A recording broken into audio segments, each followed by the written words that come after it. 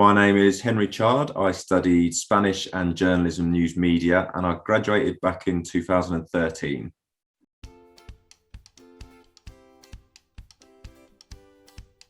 So as soon as I left Roehampton, like everyone else, I'm sure, I applied for loads of different jobs, and there was a freelancing job at Sky Sports, which is in the media industry, sports media industry, especially, as I'm sure is where a lot of people would love to work. So I saw that advert and applied for that. Luckily, I got an interview, and the interview luckily went well, and I got given a freelancing role there.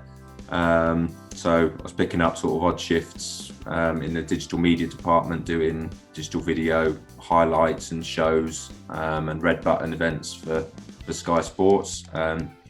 Whilst I was a freelancer, I also freelanced at Fulham Football Club.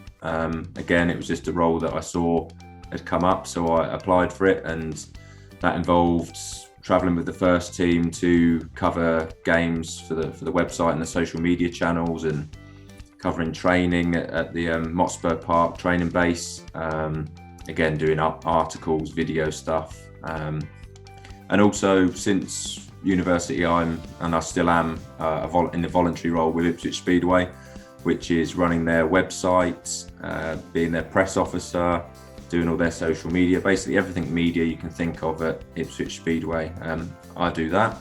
My freelancing days ended, how many years ago now? Probably 5 or 6, maybe even 7 years ago, when I got a permanent role at Sky Sports as a sub-editor, which was basically it's quality control for the video content that goes up on our platform. So you're making sure it's in the right places, or the headlines are good, and synopsises, etc. And then 4 years ago almost now, I then joined the multi-sports team, which is covering darts, NBA, NFL, netball,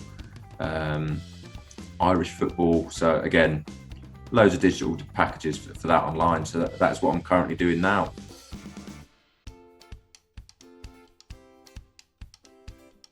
So during the journalism module, there was a video sports one, I think, that I did. I think it was final year, and that was my first experience of using Adobe Premiere Pro, and also filming our own video, cutting it ourselves. And I don't know, I've always enjoyed doing video, but that was the first module where I thought, oh, this could be something that I do as a profession. So I really enjoyed that module. So I guess that's probably one of the biggest influences from the career, because I still use Adobe Premiere Pro today. Everyone does it at Sky, and that is essentially what my job is now. So that was kind of the first seed that was planted in my head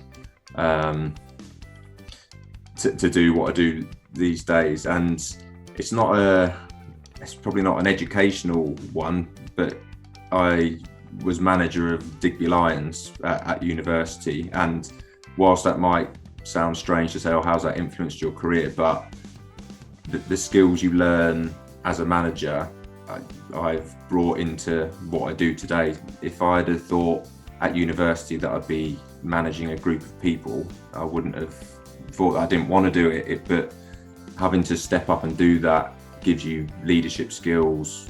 You have to balance your time, your people skills with different people within a team from different backgrounds and react differently. They're skills that I think everyone uses in their daily life as well. So that was something from university as well that made me pick up a lot of skills and put them into my professional career since university.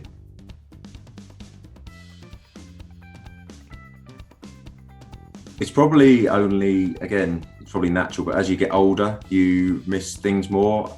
After university, I was quite pleased to be in the adult world, if that makes sense. I think as children and as students, a lot of people probably think, oh, I can't wait till, I'm working and I've got my own money and blah, blah, blah. But I probably didn't appreciate or make the most of what was available to me at Roehampton. All the opportunities that were there.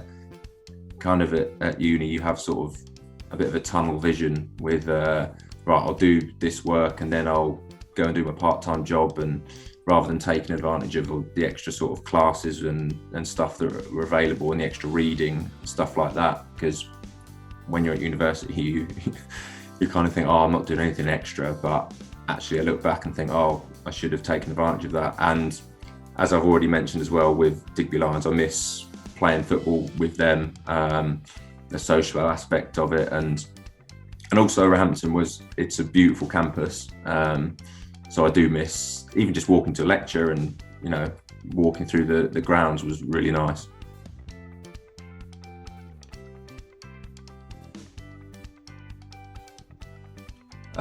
Without wanting to sound like your mum or dad, but make the most of it, because you won't get this chance again. It's something that I don't think as I've already said, I don't think I made the most of it. You've got so many opportunities available to you, and whilst you think that sort of kind of doing what you need to is fine, just doing that little bit more doesn't take that much time. We kind of, at uni, it was, right, I'm going to get this essay done, then I'm going to, you know, either do, if you've got a part-time job, go and earn money, or I'm going to go and socialise. Not saying, you know, stay in your room and study 24/7, but there's a lot of good opportunities there to do a bit extra, and enjoy it. It's a great few years of your life, looking back on reflection. As much as I have just said, oh, I was desperate to become an adult, now you're an adult and you have lots of responsibilities and you're doing really boring stuff like bills. You think, God, I wish I sort of enjoyed that period of my life even more. So yeah, just make the most of it, take advantage of everything that's available to you, and enjoy it ultimately.